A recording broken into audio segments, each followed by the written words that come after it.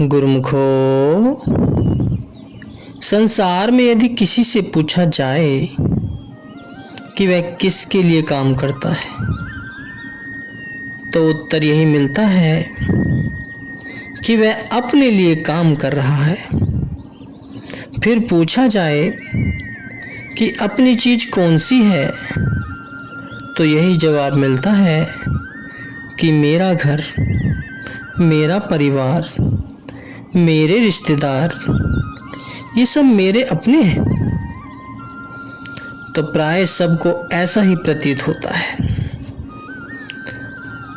आश्चर्य यह है कि जीव कर्म करता है और शरीर और शारीरिक रिश्तों के लिए और आकांक्षा यह रखता है कि ध्यान सद्गुरु का आए, तो ऐसा कदापि संभव नहीं हो सकता। सद्गुरु और सेवक का नाता भक्ति और सच्चाई का नाता है। सेवक उसमें जितनी मिलावट करेगा उतना ही धोखा खाएगा, उसका सारा समय भी व्यर्थ चला जाएगा और बनेगा भी कुछ नहीं, क्योंकि भगवान को तो केवल निष्कपट प्रेम ही भाता है। भगवान श्री रामचंद्र जी अपने मुख से कथन करते हैं कि मोहि कपट छल छिद्र न भावा, कि मन का मलिन व कपटी व्यक्ति भगवान को बिल्कुल नहीं सुहाता। जो अपना सर्वस्व उन्हें सौंप दे और उनकी आज्ञा के दायरे में रहे, वास्तव में उसी इंसान का जीवन खुशनुमा बनता है।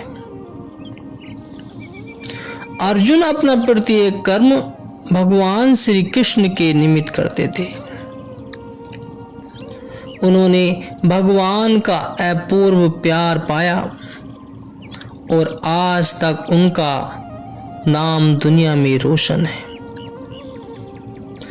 जो जिसके निमित्त कर्म करता है वह उसी का दास कहलाता है।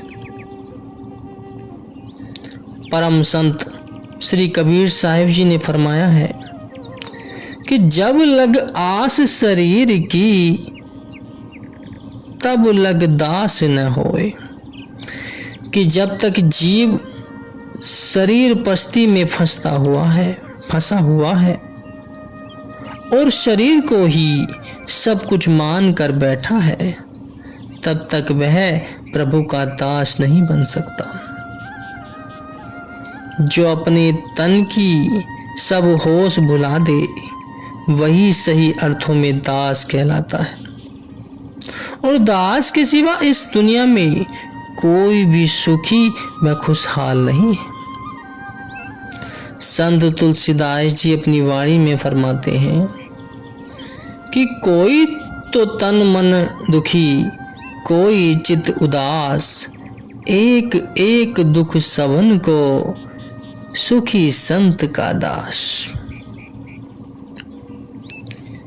कि इस दुख स्वरूप संसार में कोई अपने शरीर से दुखी है तो कोई मन से दुखी है,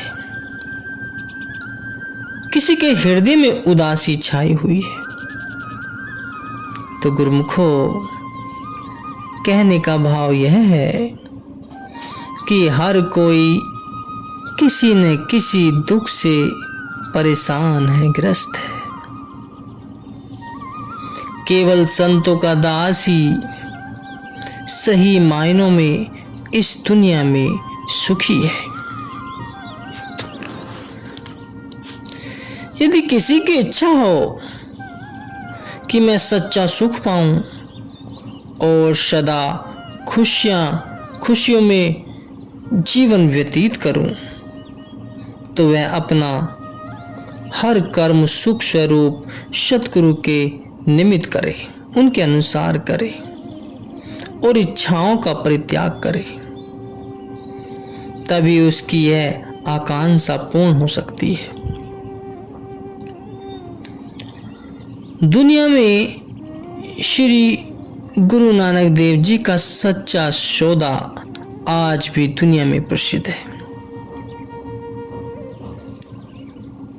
एक कथा है कि श्री गुरु नानक देव जी के पिताजी ने उन्हें 20 रुपए देकर कहा कि जाओ और इस धनराशि से कोई अच्छा लाभ वाला सौदा करके आओ। तो श्री गुरु नानक देव जी ने वे रुपए संतों की सेवा में खर्च कर दिए। जब घर आकर पिताजी को बताया तो उन्हें यह बात कतई अच्छी नहीं लगी। वे सांसारिक वृत्ति के थे, परंतु संतों की सोच व करनी सांसारियों के विपरीत हुआ करती है। सांसारी सोच वाले व्यक्ति केवल अपने स्वार्थ की ही सोचते हैं, जबकि संत सदा परमार्थ की सोचते हैं। अभी सब देख ही रहे हैं कि उन्होंने 20 रुपए से जो सौदा किया वह आज तक बढ़ता ही जा रहा है, उसका कोई अंत ही नहीं है। सौदा केवल धन से ही नहीं होता। जीव की आंखें जहाँ जाती हैं वहाँ से कुछ न कुछ लेकर ही आती हैं। कानों से जो शब्द श्रवण करता है उनका प्रभाव अंतःकरण पर जा पड़ता है। मुख से जो वाणी बोलता है उसका प्रभाव मन पर पड़ता है। यहाँ तक कि हाथ पैरों से जैसे कर्म करता है वैसी पूंजी अंदर एकत्रित होती चली जाती है। उदाहरण के तौर पर एक मनुष्य सदा मुख से कटु शब्द एवं पराई निंदा के ही शब्द बोलता है और दूसरा सदा मालिक के गुणावाद गाता रहता है और सबसे मृदु वाणी में बोलता है। तो आप स्वयं ही निर्णय कर लें कि दोनों के अंतःकरण किस प्रकार के होंगे और इनमें से कौन सबके मन को प्यारा लगेगा। सतपुरुष फरमाते हैं, जो जीव होई सु उगावे मुँह का कहिए वाओ, बीजे बिखु मंगे अमृतु बेख्यु एकु निभाओ। कि जो विचार मन में होते हैं वे प्रकट हो जाते हैं। फिर मुख से कितना भी भला बोल ले कोई लाभ नहीं होता। प्राणी विष का बीज बोकर अमृत की तलब करता है, परंतु यह तीनों काल में भी संभव नहीं है। जीव अपने हृदय रूपी खेत में जो बोएगा वही फसल बनकर तैयार होगी। दुख का सामान बोने से सुख व खुशी कैसी मिल सकती है। जैसे कर्म होंगे फल वैसा ही मिलेगा। एक बार की बात है, एक सेठ अपने मन के कहे अनुसार नित्य प्रति बुरे कर्म करता था और प्रतिदिन मंदिर में जाकर भगवान के आगे प्रार्थना करता कि मैं भूलनहार हूँ और आप बख्शनहार, इसलिए आप मुझे क्षमा कर देना। ऐसा वह केवल जीवा से कहता था, परंतु स्वभाव बस वह कर्म बुरे ही करता था। एक दिन सेठ ने अपने नौकर को बुलाकर कहा कि तुम खेत में जाकर गेहूं बीज लगाओ। नौकर बहुत भक्तिवान था। उसने जानबूझकर गेहूं न बोकर खेत में जौ बो दिए। जब सेठ खेत में गया तो वहां जौ बीजे हुए देखकर क्रोध में आग बबूला हो गया और नौकर से कहने लगा कि मैंने तुम्हें गेहूं बोने के लिए कहा था तो तुमने मेरा कहा न मानकर अपने मन से यहाँ जो क्यों बो दिए। नौकर हाथ जोड़कर बोला कि मैंने बीजे तो जो है, परंतु फसल गेहूं की ही होगी। यह सुनकर तो सेठ के क्रोध का पारावार न रहा। आवेश में आकर कहने लगा कि जो बीज डाले हैं वही तो उगेगा, फिर गेहूं कैसे पैदा हो जाएगी। नौकर ने उचित अवसर जानकर कहा कि आप दिन रात जो कर्म करते हैं फल भी तो उन्हीं के अनुरूप ही मिलेगा। बुराई के बदले बुराई और भलाई के बदले भलाई ही मिलेगी। बुराई के बदले भलाई नहीं मिल सकती। यह सुनकर सेठ बहुत शर्मसार हुआ और उसने सदा सदा के लिए बुराई का साथ छोड़ दिया। कुदरत किसी से पक्षपात नहीं करती। जड़ भरत जैसे उच्च कोटि के संत को भी हिरणी के बच्चे में आसक्ति हो जाने पर हिरण की कोख में जन्म लेना पड़ा, तो साधारण मनुष्य अपने कर्मफल से कैसे बच सकता है। इसलिए मैं मेरी में ममता का त्याग करके तू की रट लगाओगे तो निश्चय ही जीवन को खुशनुमा बना लोगे।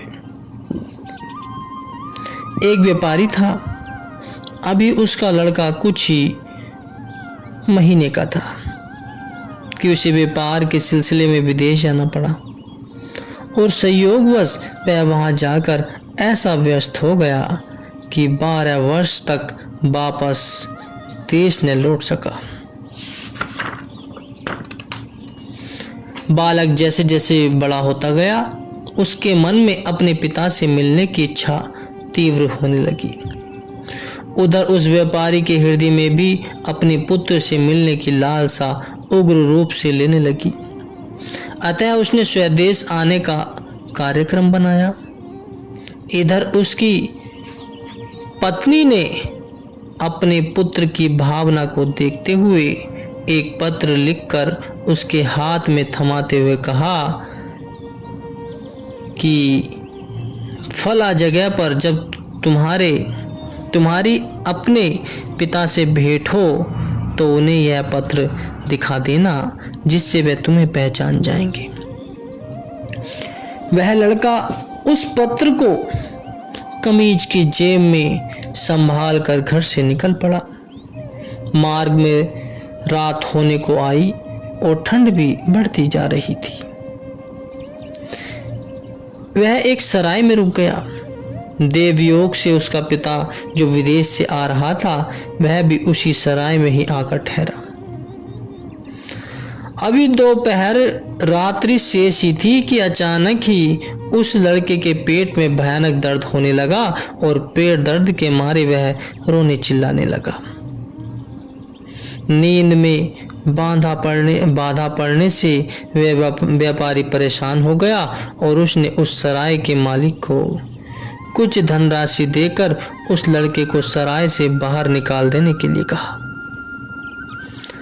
धन के लालच में आकर उस सराय के मालिक ने आधी रात को उस लड़के को बाहर ठंड में धकेल दिया। लड़के की हालत पहले से ही ठीक नहीं थी। अधिक ठंड लगने के कारण उसने प्राण त्याग दिए। व्यापारी जिस पुत्र से मिलने के लिए अपना व्यापार समेटकर घर जा रहा था वह मृत्यु को प्राप्त हो चुका था और व्यापारी चैन की नींद सो रहा था। कारण यह है कि अभी ममता ने अपने पैर नहीं पसारे थे। सुबह होते ही सब लोग उस लड़के के इर्द गिर्द एकत्रित हुए। कोतवाल ने आकर पूछताछ आरंभ की। वह व्यापारी भी जब नींद से उठा तो शोर सुनकर वहां आ गया। और उसे पता चला कि एक लड़का शरीर छोड़ गया है, मृत्यु को प्राप्त हो गया है। कोतवाल उस लड़के की जेबें टटोलने लगा ताकि यह जानकारी मिल सके कि यह लड़का कौन था, कहां से आया और किधर जा रहा था। उन्हें उसकी कमीज की जेब में से एक पत्र मिला जो उसकी माता द्वारा लिखा हुआ था। जैसे ही उस व्यापारी ने उस पर लिखा हुआ पता सुना, उसने वह पत्र अपने हाथ में ले लिया। पत्र पढ़कर उसे जब यह मालूम हुआ कि यह मृत बालक उसका अपना ही पुत्र है, वह स्वयं भी वहीं ढेर हो गया। तो गुरुमुखो, इससे यह स्पष्ट होता है कि ममता ही पीड़ा और मृत्यु का कारण है। जब तक उसके मन में ममता नहीं थी, तब तक वह चैन की नींद सो रहा था, क्योंकि ईश्वर परमात्मा की सृष्टि दुख स्वरूप नहीं है। ममता में जकड़ा जीव इसे स्वयं ही दुख स्वरूप बना लेता है और अपना लोक परलोक भी बिगाड़ लेता है। संत सहदेव यही हिदायत देते हैं कि इस संसार में सचेत होकर रहो। संसार में प्रवेश करना तो सरल है, लेकिन इससे सावधानी पूर्वक बाहर निकलने के लिए गुरु ज्ञान की अति आवश्यकता है।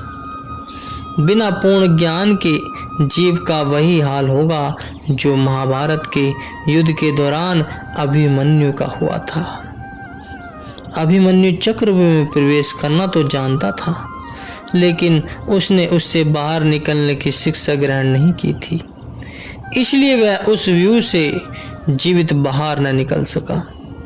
इस संसार में कर्म तो प्रत्येक जीव करता है, लेकिन उसके परिणाम की कोई विरला ही ध्यान देता है। जो हर समय अपने कर्मों पर दृष्टि रखता है, वही संत सद्गुरु की कृपा का पात्र बनकर जग में कमल के पुष्प की न्याय रहकर जीवन व्यतीत करता है। उसे माया का जल छू नहीं पाता और वह जगत से न्यारा रहकर प्रसन्न मन में मालिक के गुणावाद गाता हुआ संसार रूपी विसंभव सागर से पार हो जाता है। गुरुमुखो।